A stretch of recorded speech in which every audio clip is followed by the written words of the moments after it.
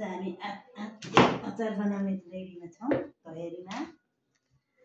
आज स्याटरडे चाहिँ आँपको अचार बनाउने भनेर योजना थियो। हाम्रो आँप चाहिँ तराईबाट दिदीले पठाउनु भएको अनि हामी आँपको रेसिपी बनाउँदैछौँ। हेर्नु होला कसरी बन्छ भन्ने कुरो।